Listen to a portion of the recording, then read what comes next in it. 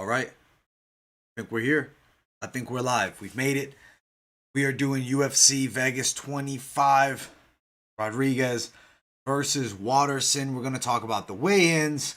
Some unfortunate events at the weigh-ins currently happened. We're going to have some fights no longer on the card, which that's disappointing, but is what it is. That's the fight game. That is how it goes.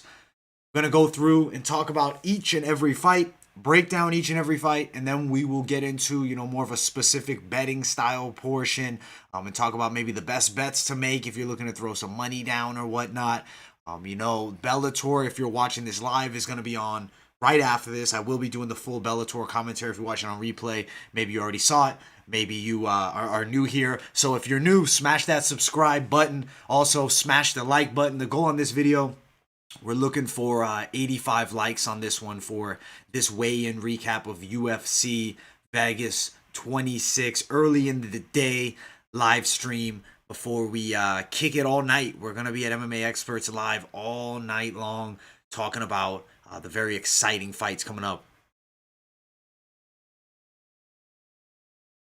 That's an interesting theory by Guru. That's a very interesting theory. And I mean, he may have a point. Fighters' weights being missed, it definitely looks less bad if it's, I missed weight because I had a terrible weight cut, I had an injury in camp or whatnot. Definitely could be possible, Michael, for sure.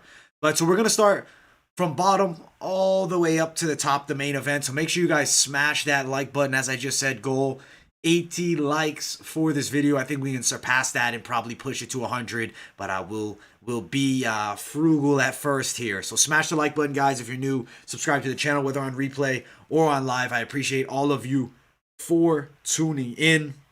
Let's start it off. First fight on this card, Christian Aguilera and Carlston Harris. With Aguilera, you have a beast of a finisher, a guy with some power in the hands for sure, but granted, not the most high level experience, but still has, over 20 professional bouts, 14-7, beat Anthony Ivy quickly in a fight he was not expected to win. Sean Brady beat him, but Sean Brady's a hot prospect in the welterweight division. Carlston Harris, pretty good with the grappling, good wrestling from the top position. He gets on top, he controls. He's kind of the antithesis to a guy like Christian Aguilera, who's a hard-nosed brawler and likes to strike. Carlston can do a bit of it all, but especially with the wrestling, I see him controlling from the top position. Has beaten some decent names, not really so much as of late, but, 17-1 fighter there in Saeed Isakbagemev. I've never heard of him, but that guy, 17-1 record, assuming it's against decent-level competition, that's a solid win.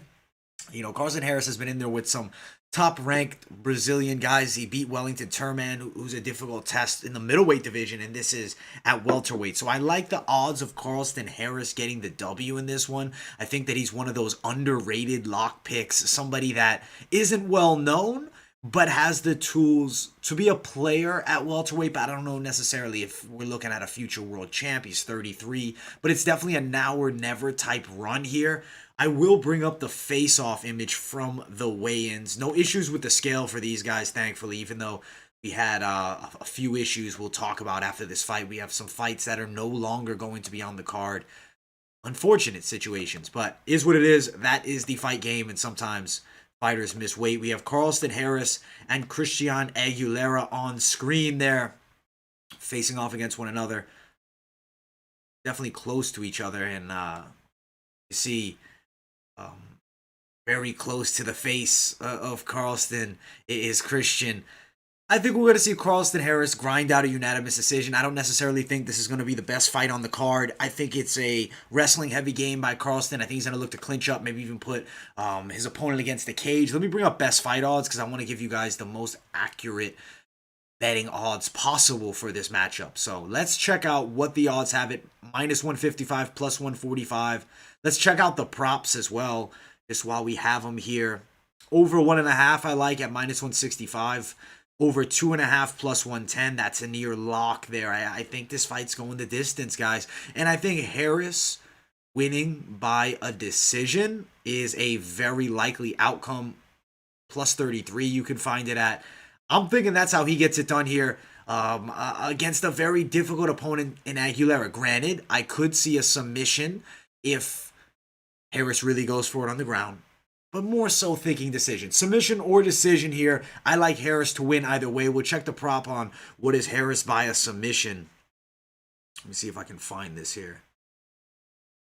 Plus 250-ish. So, I mean, it's decent plus money if you pick a prop on him. But either way, I think he's a pretty decent parlay addition if you're looking for Carlston Harris. I think he's going to go out there and get the W over Christian Aguilera. If you like the dog in this one, and some people, they like throwing down at the dog, especially a guy with some power in the hands, for Aguilera to win by a knockout, plus 333. But interestingly enough, less likely on the bookmakers that Harris, the favorite, is going to win by a knockout. So something to note there. But I do think Harris, decision or submission, in a matchup where I think it's very favorable towards him. I apologize. I had the weigh-in image up there the whole time. I apologize about that, guys. But let's get to the next fight of the night. Tafon Nchukwi, Yong Park. Nchukwi, hot prospect, decent game. 5-0 as a pro. Beating Jamie Pickett was actually a pretty signature win in my eyes for him. Jamie Pickett was definitely a stern test. Pushed him to go the distance. Beat Al Matavao. Yong Park, 2-fight win streak. Marc-Andre Barrios and John Phillips. Does have a submission loss to Anthony Hernandez. I mean, you look at the resume of Yong Park, he's definitely a decent fighter, 5'10" to 6 feet. He's had a reach disadvantage of 5 inches here, with Tafon Nchukwi being a pretty long guy, or 4 inches with the 77-inch reach. I like Nchukwi striking a lot. I really do. I think that he has a lot of tools with the hands. He's got power. He's a bit slow in plotting, and he's still developing. Yong Park does have decent takedowns. Nchukwi should be able to win it, and if he's the prospect we all think that he is, he should be able to beat a guy like Yong Park. But there's definitely got to be a sensible fear that he could potentially be put on his back and controlled by Park. Not that Park is the best wrestler, but he tends to shoot for takedowns throughout all of his UFC fights. He's not the most accurate with his takedowns, but I mean, he does, land them on guys with mostly striking games. And I feel like Nchukwi could be that guy. Do I necessarily think Nchukwi is going to go out there and lose this fight? No, I don't. I like Nchukwi to win it. I don't think it's an easy fight. I think we can be looking at Nchukwi by a knockout, maybe in the second round. But if his opponent, Yong Park, grinded out a decision, wouldn't necessarily be the most shocking thing on the planet for me personally. Let's pull up best fight odds and let's check out what some of the props are available and what some of the bets are. Minus 137 is Nchukwi. Park plus 127. Fairly close odds. It is a fairly competitive matchup, but definitely Nchukwi's their boy that they're pushing. Nchukwi to win by a knockout plus 225. Park by a submission plus 795. I'm not saying Park is going to win by submission. I mean, he's more of a decision guy inside of the UFC. Would be maybe a little sprinkle if you do like the dog's chances here. Park to win by a unanimous decision, plus 275. Nchukwi plus 265. I mean, the odds, even though they have Nchukwi as the favorite, as far as props do go, fairly competitive outside of, Park getting a knockout, which is just not likely. Nchukwi TKO at plus 225 is decent value, but I'm not going to say it's extremely likely. Let's pull up the image from the weigh-ins, and we'll see if that sways us at all. The size difference is not superbly substantial, and definitely Tafon Nchukwi is a lot leaner than he was up at light heavyweight. I think, I do worry a bit with Nchukwi now dropping to 185. The physical strength isn't going to be down. I think the physical strength is something that's going to be a factor here in the clinch, but I do worry a bit. Nchukwi, I was feeling more confidence earlier in the week, but seeing them next to one another, the size doesn't seem too different. I would say you can bet on Nchukwi, but let's be honest, Yong Park could pose a threat. It's Nchukwi, I believe, by knockout, or Park grinding with the wrestling. Nchukwi has won fights by decision before, but he's more of a knockout guy. He's got a lot of things to improve on. Yong Park might be a dog bet. I liked Nchukwi earlier in the week. The more the week went on, the more I looked into this fight, the more I saw, when I see them face off, I do have a little bit of concern about Nchukwi's takedown defense and the possibility that we see his opponent Park here put Nchukwi on his back, get in top position and control from there. That could be a very tricky thing to deal with, and personally a factor in this fight. So I don't love Nchukwi as much as I did earlier on in the week. He should be victorious, but if you sprinkle the dog, if you're more of a betting man, Park by a decision is very possible with grinding wrestling. I think he's going to look to wrestle here. He's not going to look to strike. And can Nchukwi stop that takedown? I don't know. I would say, if you guys are into playing some prop bets and want to throw some money on a dog, I think Park might have some value, especially if you throw maybe Park by decision. And if you're also thinking Park by submission at that plus 795, I don't love the props for Nchukwi. I don't think I have the supreme confidence in the 5-0 Nchukwi to get the finish or to get the decision. I think it could happen either way. I could see him catching Young Park as Park enters the pocket. But at the end of the day, Park tends to be pretty durable. Let's quickly bring up the amount of I don't know if he's been knocked out before. Yeah, never been knocked out, which just now later on in the week is just starting to sway me more and more. We might be looking at a live dog here in Young Park. So if you're looking to bet on live dogs, Park might be a good one. Nchukwi 5-0. I would more lean you towards fading Nchukwi now, seeing them next to each other. I liked him at 205 with a little more size to his frame. I'm a little more fearful here against a decently quick wrestler with Young Park. So we'll see what happens when that fight happens, but I do think there's value in some prop bets on the dog in this one. Mike Trizano, Ľudovít, Klein. If you guys haven't seen Ľudovít Klein, he's a spectacle. He's a good guy to watch. Knockout of Shane Yong. You look at Mike Trizano, he got finished, against a very skilled Grant Dawson. Trizano's well-rounded, trains over at Tiger Schulman's, has decent kickboxing, good on the ground as well. Victories in the UFC over Luis Pena and Joe Giannetti. Both split decisions, though. Ľudovít Klein looks like he's working towards being, a top 15 guy. He has the striking to do so, maybe a bit undersized.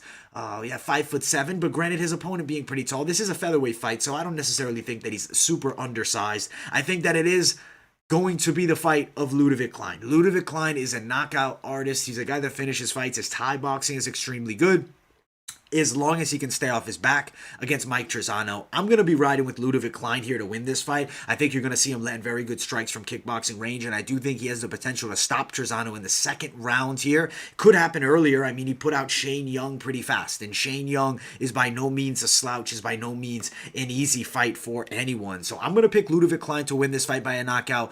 Second round or less here. If you're looking for some bets on this one and maybe you want to throw down on the favorite, you're feeling Ľudovít Klein and you're feeling a prop bet, I like Klein by knockout if the value is there. Klein by KO plus 150 is okay. Not the best, but I will say, let's look at Klein's recent wins. I mean, all knockouts. This guy is a knockout guy. It's a unanimous decision over two years ago. He's been knocking out his last 4 opponents. Shane Young is legit with the striking. I think knockout for Ľudovít Klein here. Mike Trizano definitely is going to come in here, I think, looking to wrestle. I believe Klein being 5'7" actually saves him a bit here because it's going to be hard for Mike Trizano to get that low, get at the legs. If he's looking to wrestle in the center of the octagon, he maybe will look to clinch up and put Klein against the cage. But with the Muay Thai skill set, the clinch game of Ľudovít Klein is pretty capable. I like Mr. Highlight Ľudovít Klein by a knockout, first or second round here. And I think a prop bet of him by knockout is actually pretty fair as well.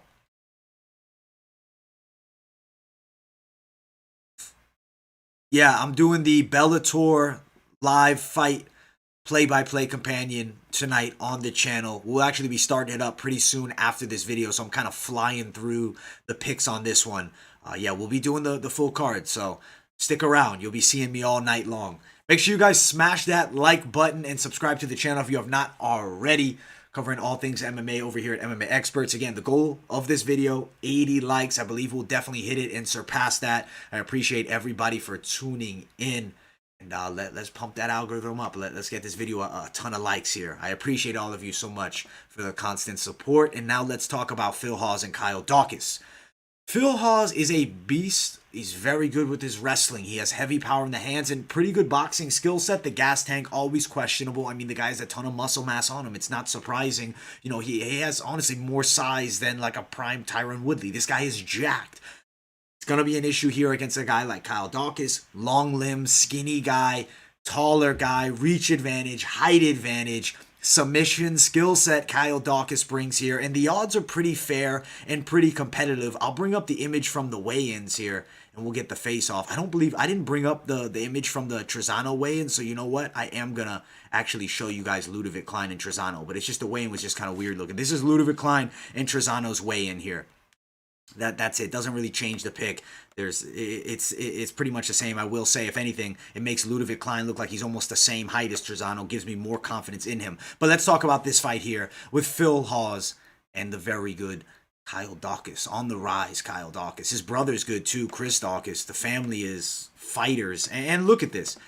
Does Phil Hawes look like he's 6 feet, or does he look 5'10"? He looks 5'10" to me. He's not 6 foot. He's got pretty long arms, but at the end of the day, it's also the broad shoulders, which give him the long wingspan of 77.5 inches. On the other side, you got Kyle Daukaus with the 76-inch reach. I think his arms are probably longer. Skinny guy, tricky with his submissions. I mean, good jiu-jitsu. In his last fight, put a good performance on a guy that was a pretty hot prospect, Dustin Stultzfast.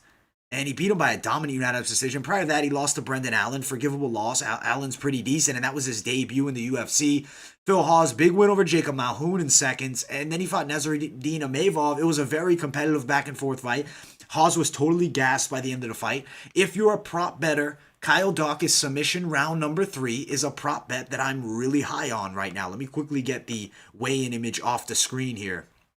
And let's get the props available for this fight. Phil Hawes and Kyle Daukaus. All right, so if you're a prop better, you want to throw something down, I like Phil Hawes getting tapped in the 3rd round. I like Daukaus submission at plus 275. If you're feeling like a madman and you really want to do something crazy, you go Daukaus wins by submission round number 3. Plus 1,200. Guy that gasses out.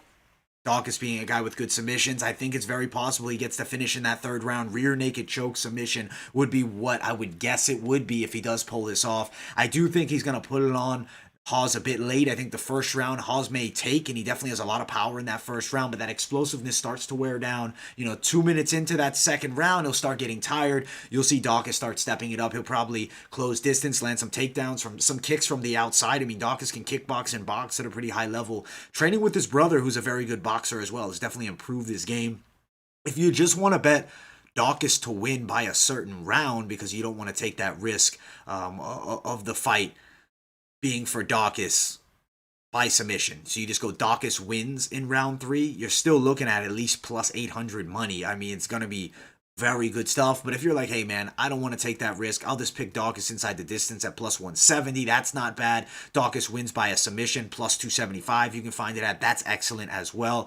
I like Kyle Daukaus in this matchup. He's a very slight favorite over Phil Hawes. We've seen Hawes beaten before. There's a style to beat him. If you can take his 1st round savagery, I mean, the guy's a monster in the 1st round. You can survive that. You can go out and win the fight. And I think that Kyle Daukaus is just the guy to beat a guy like Phil Hawes. And I'm picking Kyle Daukaus to win this one. Next fight of the night, Amanda Ribas versus Angela Overkill Hill. I'm excited for this fight here. Both girls have a different skill set. Hill more of the Thai-style striker, very fast, good movement. She's gone the distance with top-rated girls, 5 rounds numerous times. She looks very high level in all of her fights, in my opinion. I thought that she could have got the nod against Gadelia and against the Karate Hottie. So for me, it definitely makes me understandable that this dog is real. Angela Hill is a very live underdog at the plus 150 price tag. I think one of the best live dogs on the card. Ribas decent with her striking, but the grappling is where she shines. You look, wins by submission around. I mean, decision there. Decision over Dern. That's impressive. But lots of submissions, and she's a girl that can finish the fight on the ground in any position. She's a Brazilian Jiu-Jitsu monster. I mean, her grappling game is very good. Angela Hill, known for pretty good takedown defense. I think she's going to fend off the takedowns here. She's going to be faster than Amanda Ribas, and I think Angela Hill on a competitive decision is a highly likely outcome. I like Angela Hill, the plus 150 dog in this matchup. If you guys watched the videos earlier in the week, she's one of the dogs of the week that I think has a lot of value coming in here, taking on and the Ribas, who has a lot of momentum, but hasn't necessarily performed against the highest level girls nearly as well as Angela Hill. In her last fight, Marina Rodriguez knocked her out in the 1st round. Angela Hill has a good skill set. Not much of a size difference. The reach slightly in favor of Ribas. She's going to be at a speed disadvantage. Hill has better movement, striking game advantage for Hill. As long as she can stay off the ground for extended periods of time, I think Angela Hill wins this fight. I have her winning it at the plus 150 price tag. She's one of the dogs of the week that I think are worth the bet if you're looking to throw some money down. Let's check out the odds there. Around plus 160 you can even find her at. If you're going to throw on Angela Hill to win this fight by a method of victory, you're looking for more of a prop bet. Hill by decision at plus 318. That's a pretty solid prop. But if you just want to bet her straight at plus 160, she's an excellent dog pickup. And I think there's high likelihood of her succeeding here against Ribas. Of course, she could get caught by a submission. If you want to sprinkle Ribas by a submission to give yourself a little room for error, because at plus 400 price tag, Ribas by a submission isn't terrible. I mean, she's a master of jiu-jitsu. Granted, Angela Hill, not a girl that's easy to put away or finish. And I think Angela Hill by a decision is the most likely outcome of this fight. And that is my pick, and that is my personal bet. Plus 160, dog. I like Angela Hill over Amanda Ribas in this fight. Next fight of the night. Let's get to it. If you haven't yet, make sure you guys smash that like button. Sheesh. Sheriff Doge Gambling and Napping. Shout out to you, man. Sheesh. Yeah, Hill does look good, man. She looks big. She looks strong. I'm a fan of Angela Hill, and I think she has a very good skill set to beat a girl like Amanda Ribas. All right, and that was actually the first fight on the main card. I didn't even realize. I thought we were still at prelims, but we lost so many fights. So let's just quickly glance through the fights we lost. Ryan Benoit and Zaruka Dashev. Benoit misses weight. He can barely stand up at weigh-ins. Fight off. We also lose the fight between Ben Rothwell and Philipe Lins. Lins doesn't get medically cleared to fight. Crazy night. We were supposed to have an insane card. Look at all these canceled bouts here. And now we finish out with still an interesting card, though, most definitely. Let's get to the next fight on the main card. I think this is a very exciting one. Diego Ferreira, who misses weight, 160, against Gregor Gillespie. Listen, guys. Listen. This may be more confident in Gregor Gillespie. He's going to beat up Diego Ferreira, guys. His wrestling is better. Diego Ferreira missing weight is not an advantage. He's over 35 years of age. Gregor Gillespie, yes, 2 years younger, less miles, less wear and tear. Yes, he has the one knockout loss almost, a year and a half ago against Kevin Lee. Kevin Lee is just very tricky. Beneil Dariush and him had a competitive fight. Dariush is a very different fight than Gregor Gillespie. Gillespie's going to go out there and put it on Diego Ferreira. I think he gets a unanimous decision. I feel like Ferreira missing the weight is going to be a factor. Let's quickly pull up the image from the weigh-ins and see them face off. It is disappointing Ferreira misses weight like this.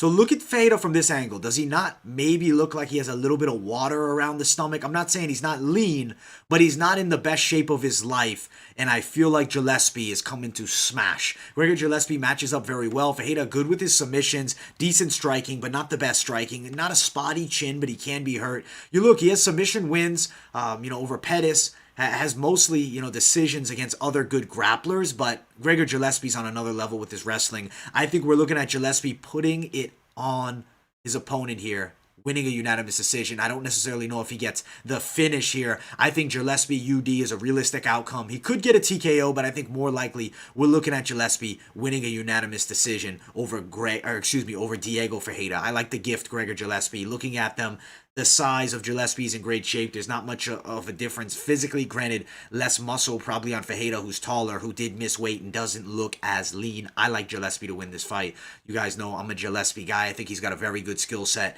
And, just that one loss to Kevin Lee. I mean, that was a crazy head kick knockout. It just shows Kevin Lee has these great moments, but just can't constantly deliver. Gillespie winning by a TKO plus 650. I more like Gillespie at the minus 160 or a parlay pickup with him. Let's also check out Gillespie to win by a decision, plus 140. So it's expected that he's probably winning by a decision. I think that is the most likely method of victory for him. I like to straight up bet on Gillespie if you maybe want to sprinkle the plus 140 price tag, or maybe even go for the knockout price tag of Gillespie winning here by a TKO at plus 650 if you can find it. But otherwise, Gillespie's a good parlay addition, and I think he's a lock pick over Diego Ferreira, who misses weight. Comes in at 160.5 here for their fight at lightweight. Not a good look for Diego Ferreira. Next fight of the night, Maurice Greene, Marcos Rogério de Lima. It's an interesting matchup. I mean, Greene is going to have that advantage of range, 6'7" to 6'1", 82-inch reach, 75-inch reach. Marcos Rogerio de Lima, I mean, he lost to Romanov. That's forgivable. He knocked out Ben Sassoli, lost to Struve. I mean, he's up, down, up, down. You look at Maurice Greene, 2 losses.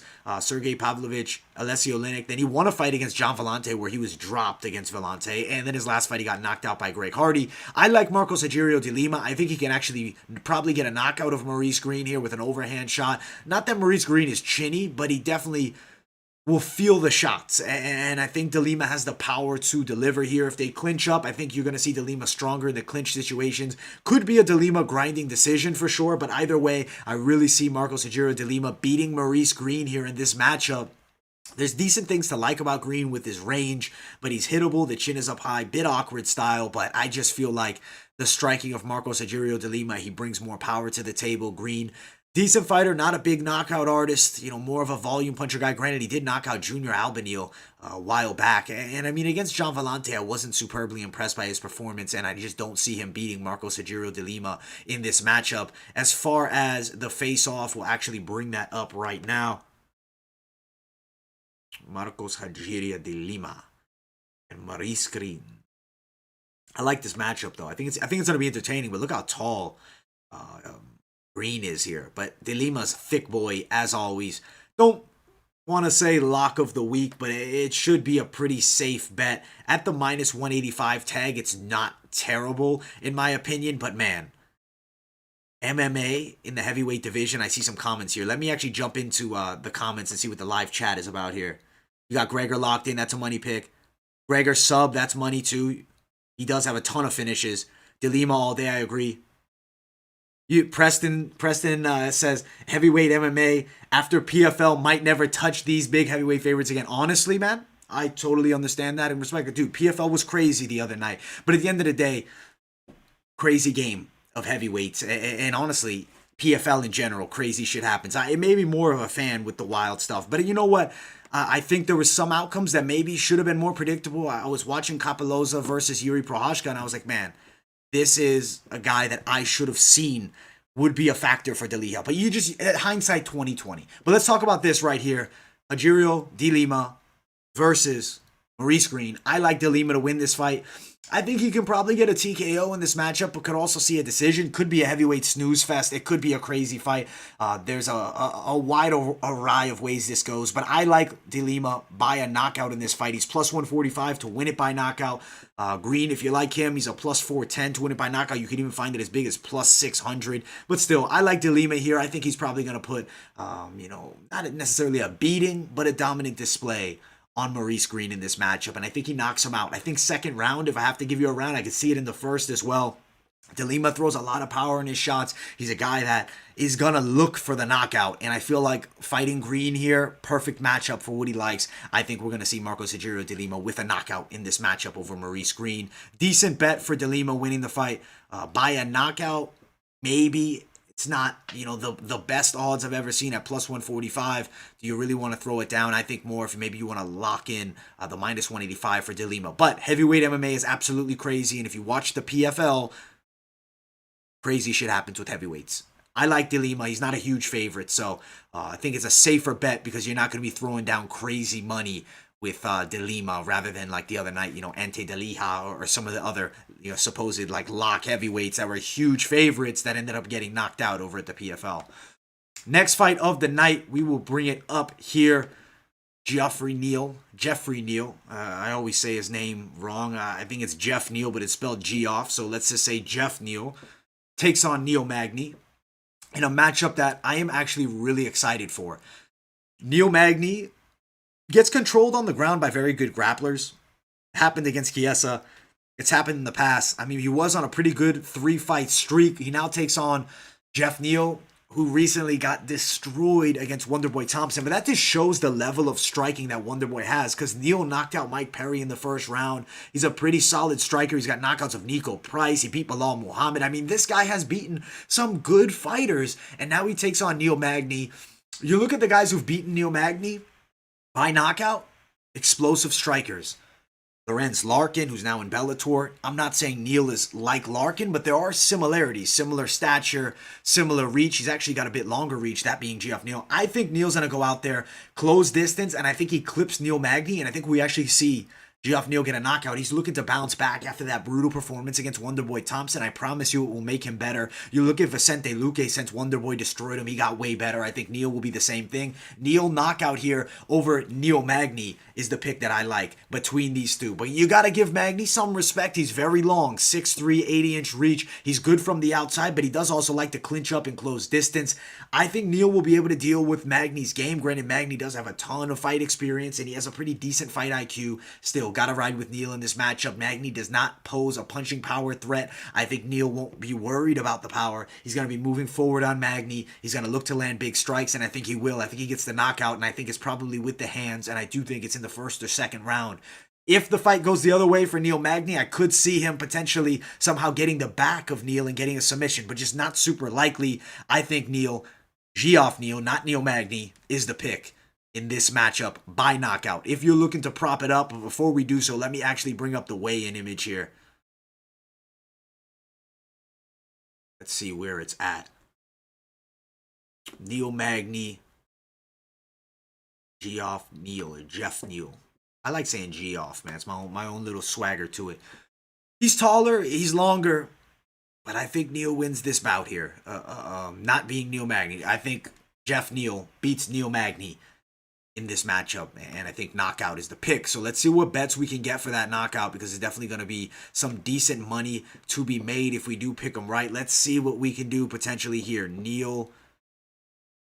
It's funny, we got both guys with the name Neal in their name, so if you guys are confused, I think Geoff Neal beats Neal Magny. All right, so Geoff Neal to win this fight by a knockout, plus 185, around that range. Not terrible, but he could potentially get a decision, so I may sway you away from that. Him winning by submission is extremely unlikely. I don't think Magny gets the knockout. If you do want to bet the dog Magny, plus 1,200 by submission is a decent sprinkle. Excuse me, is a decent sprinkle. It's possible to see.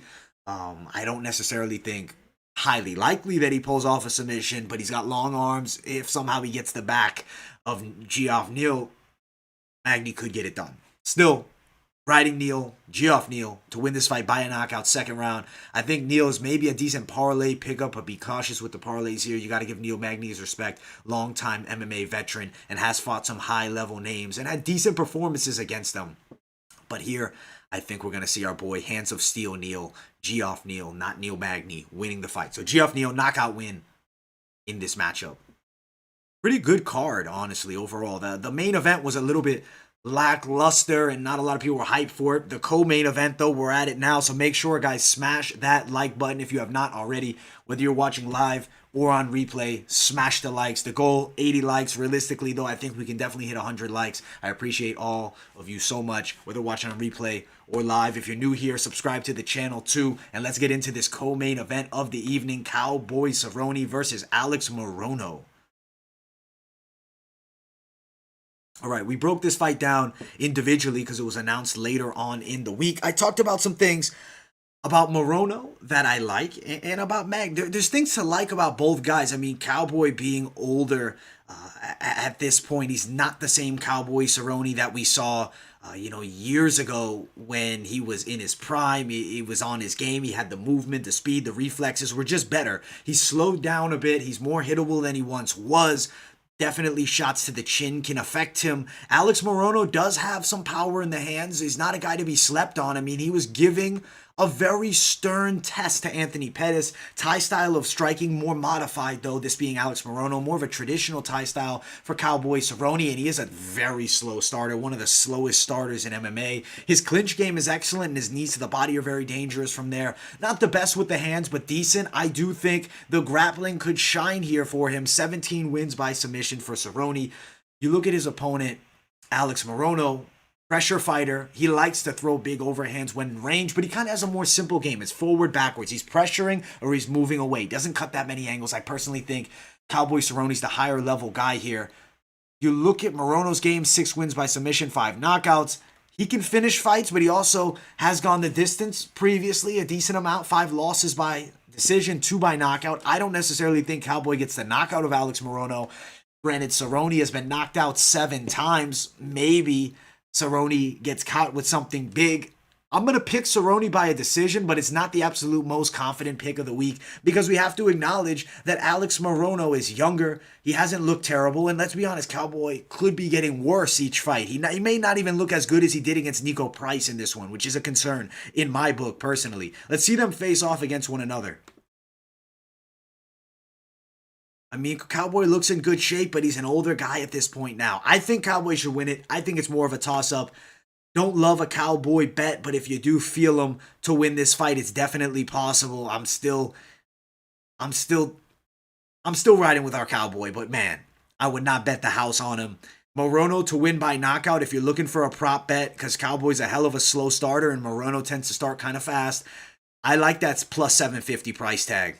It might be worth sprinkling a knockout for Morono, a submission at plus 925, another one. Maybe sprinkle those because I do think there's a possibility that he catches Cowboy early and submits him or knocks him out. So I think Morono could win this fight in the first round. If it gets out of the first round is when I start leaning Cowboy. So maybe live bet this fight if you guys are looking to do something like that. We'll be doing the full card fight companion here at MMA Experts. So keep it locked in. We'll be talking about the fights. We'll be doing some live bets. So make sure to tune in Saturday. And if you're watching this on Friday, you know I'm doing Bellator right after this. We're doing the full card live play-by-play fight companion. Cannot wait to talk about that card coming up. But overall, good co-main event here. Alex Morono versus Cowboy Cerrone. I like our boy Cowboy, but man, throw some props on Morono.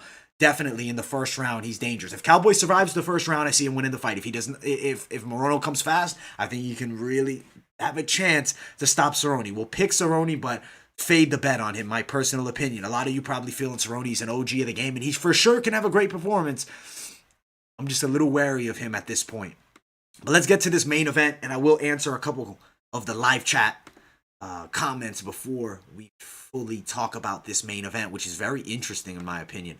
All right, let's see what's going on, Giancarlo. You like Magny, Carlos? Definitely possible. He's going to look to clinch up. He's going to look to hold. Definitely going to be possible. Round 1, knockout Morono. Yes, I'm going to be betting that. Even though I'm leaning Cowboy, I'm thinking maybe sprinkle Morono for the knockout or submission in the first round. And then if you are live betting, if it gets out of the first, maybe then bet Cerrone. I think Cerrone can edge out a decision, but I'm not betting Cerrone unless I'm seeing him live looking decently. I'm not putting any money on Cerrone. Sports Investment Group 1, what's up, my brother? Perez, Weber, Corrales, Parlay, free, easy money tonight. That's his pick. No, Preston, I totally agree. It's a very, very close card. There's a lot of competitive matchups on this card, which I do like, and that's the one thing, that I love about the UFC. It's such competitive matchmaking, but if you're a bettor, there's a lot of fights that can go either way. You go over to Bellator, you can see a couple more locks. PFL has some crazy stuff happen, though, so maybe that's really the place to make money by betting on the dogs over at PFL because they come out biting. But all right, guys, I appreciate all of you for tuning in. We're going to talk about this main event of the evening, Waterson versus Rodriguez. Ryan, I'm going to answer that in just a moment with this potential decision here between the matchups. So how confident am I in Cerrone to win? I don't know. I'm not supremely confident. I would bet the dog and then live bet Cerrone if he gets out of the first round. That's how I would play it. Harris versus Aguilera. Harris. I like him to win that fight by a decision. We talked about that a little bit earlier in the show. I think he's going to be dominant with his grappling here. But all right, I appreciate everybody. Well, let's talk about this main event. And if you haven't yet, smash the like button. I know it's about 26 of you in here live right now. Let's pump the likes up. Let's get it to at least 20, 22, 23 maybe. If you're watching on replay, I don't know what they're at. They're probably already passing 80, so get me to 100 if they are. Smash that like button, guys. And if you're new here, subscribe to the channel covering all things MMA here over at MMA Experts. And we're talking about this very exciting UFC Vegas 26 card, which I cannot wait for. And I think this main event has a lot of potential to be action-packed. And you have an intriguing matchup, too, between these girls. I mean, you look at Marina Rodriguez. Her only losses in the UFC are to dominating grapplers. Cynthia Calvillo, a draw, rather, not even a loss. She also had a draw with Ronda Marcos, dominating grappler, but that was when Marcos was a bit better, not the Marcos we've seen recently. Carla Esparza, split decision in a competitive fight, and Esparza is now a top contender at strawweight. Last fight, she got a knockout of Amanda Ribas. Prior to that, she also has beaten Tisha Torres and Jessica Aguilar. You look at the Karate Hottie coming off of a split decision win over Angela Hill, which definitely could have went the other way. She also lost to Carla Esparza, and she also lost to Joanna Andrzejczyk. Before that, Karolina Kowalkiewicz, Felice Herring. Their last 5, both have had tough performances in their last 5, but both coming off wins.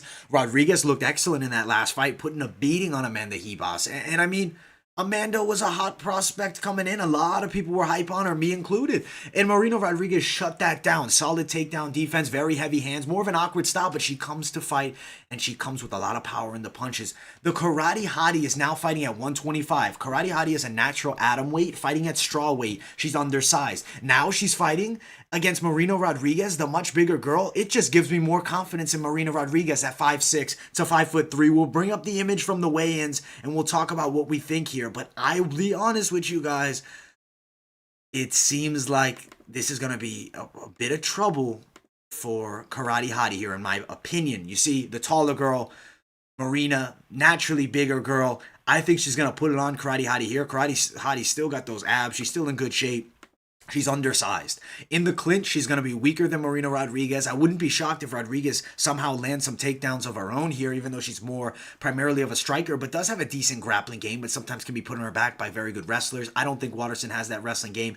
I like Marina Rodriguez to win this fight.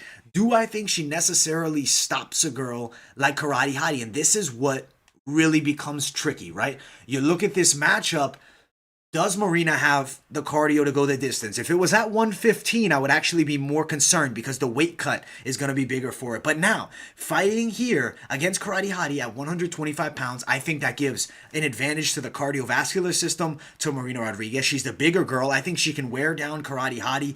We might even see a stoppage for Marina, but I can't bet that we're going to see Karate Hottie getting stopped. I mean, she's gone the distance with so many notable names. She hasn't been stopped since Rose Namajunas, and Rose is amazing.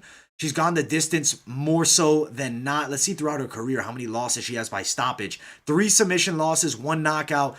Maybe Marina Rodriguez puts it on her and gets a submission, but I don't think Marina Rodriguez is going to be looking to just grapple here. I think she's looking to strike. I think there's a chance Marina Rodriguez, with the size advantage, gets a knockout. If you look at Rodriguez's wins, 6 KOs, 6 decisions, 1 submission.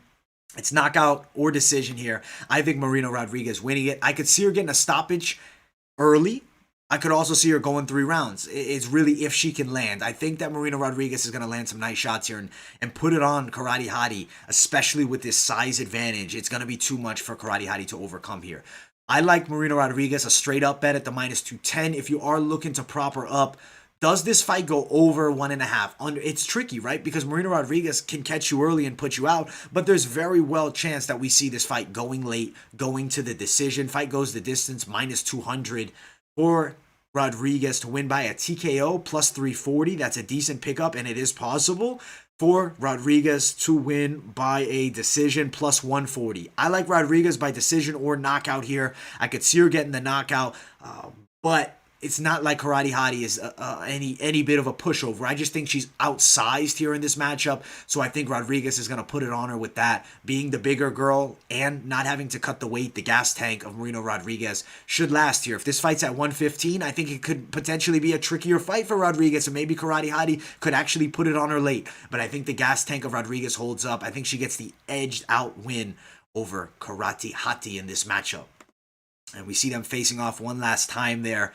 Size advantage for Rodriguez. She looks in very good shape. I think she's prepared for the 5 rounds, and I think she beats Karate Hottie here. If I have to pick one, I'd go decision, but I could see knockout or decision for Marina Rodriguez in this matchup with Karate Hottie. Marina's never went 5, which does concern me a bit, but not having the weight cut is an advantage. Got Marina 10A. Hey, at the end of the day, if you can bet Karate Hottie, if you like her, go for it. I like it. I like the picks. What do I think about Daniel Madrid? He's a good submission artist, but fighting Eblin, he's going to be dealing with a lot of top pressure. Maybe if you're looking to prop bet Madrid by a submission, there's possibility, but I wouldn't bet the house on him winning the fight. Could be jet lag. You're right. Brian, you might get it if fight doesn't get the finish at plus 175. There might be a money pickup. We'll look at some parlays that we can play on this card too before we sign off here. So make sure you guys smash that like button if you haven't yet. If you're new here, subscribe to the channel. I appreciate everybody for tuning in. Some parlays to play There's definitely a couple. There's definitely going to be some more risk with the UFC. I'm going to give you guys a couple that I like. Carlston Harris, I like him. And I also like Daukaus. Double up parlay at plus 191. The odds of this are pretty decent, I would say here. If you're not feeling Daukaus, I like Gillespie, especially with Diego Ferreira coming in a bit out of shape. I think he's going to get beat up out there, guys. I think that Gregor Gillespie is gonna maul him. Plus 167, Carlston Harris, Gregor Gillespie. If you don't like Harris because he's new to the UFC, you're looking for somebody else that maybe you want to add into the lines. Maybe you add into Lima, but heavyweight MMA is scary to bet. Maybe you like the idea of Ľudovít, Klein, plus 129. There's definitely some decent two-fight parlays, but I do want to give you guys some more high-level parlays. You know we like to do the riskier stuff here and try to go for the big reward. So let's see what we can hit. Maybe fade the bet on Nchukwi in your parlay. Trizano, Klein, maybe we come back to it. I like Gillespie, Harris. Honestly, if I have to add someone else, I'm going to add Daukaus at plus 373. Gillespie, Harris, Daukaus. If you're feeling the dog pickup of Angela Hill, you're now at plus 1100. But if you're not feeling the dog in that matchup, obviously skip out on Angela Hill there. If you want to add a favorite to the matchup, maybe you put Neal in there at plus 622. But again, tricky fight. Alex Morono to win by a knockout. I mean, it's possible. It'll be crazy odds. It will bring you way up, but I wouldn't bet it in the parlay personally. But I know that some of you guys are nuts and want to take, the biggest shots at the biggest rewards. That would bring you huge money, plus 35.18 if Morono gets the knockout in the first round. But again, not superbly confident on Morono getting the knockout. I'd sprinkle those parlays. I don't love doing too many fight parlays on this UFC card. I think there's a lot of tricky matchups here, and things could go a different way. If I have to give you my most confident pickups, Gregor Gillespie, Carlston Harris, Kyle Daukaus, Ľudovít, Klein, and if I'm bringing in somebody else, I do like Lima as well. For plus 926 for these 5 favorites. I also like Angela Hill as a dog pickup if you're looking to bring a dog on there. At the end of the day, these big leg parlays, I mean, what is this? 1, 2, 3, 4, 5, 6. This is a huge parlay. It's a tricky parlay. They sometimes hit. They definitely have a chance of missing. I mean, at the end of the day, it's the fight game and anything can happen. But if you want the big money parlay, that would be the one. I'll answer some questions in the live chat as we're hanging out here. Give me some ideas on your parlays as well. Oh, and on X, I did not see that video of Sanchez. I got to check that out. It seemed cold at the weigh-ins. It might have been. Thomas Howard, you're a little late, bro. It's all good. He's got some bad staph on the chest. Oh, shit. The 3 dogs who won paid a plus 6,500. Dude, can you imagine? Oh my God, that's money. That whoever bet that is genius. Sports Investment Group won. At the end of the day, there's always going to be somebody disliking it. It's all good, man. We love it. Whether you love us or you hate us, we're going to keep doing our thing here over at MMA Experts. We love the game, and we know we got a lot of loyal supporters, man, and we do it for you guys. That's crazy, though, Preston, that the plus 6,500. I think Larkin's going to lose, too. I think Larkin's definitely going to lose in the matchup that he's fighting pretty soon. But, guys, that's pretty much it for this video. Honestly, I got to get ready to do the live stream, so keep it locked in. I'll probably be live in the next 15, 20 minutes for Bellator. Just have to get some things done. I hope you guys enjoyed this video. Make sure you guys smash the like button if you have not already. And I'm pretty damn confident in Daukaus. My favorite Italian dish, we're going to have to go eggplant parmesan. All right, guys, I appreciate you all so much. I will see you guys all very soon with the Bellator full card fight companion. Smash the likes. The goal, 80 likes on this video. I know we're going to hit it. I appreciate you guys all so much. Thank you guys for tuning in, and I will see you guys in the live stream if you're watching live. If you're watching on replay, maybe you already watched the live stream. I hope you enjoyed that as well, and I will see you all very soon.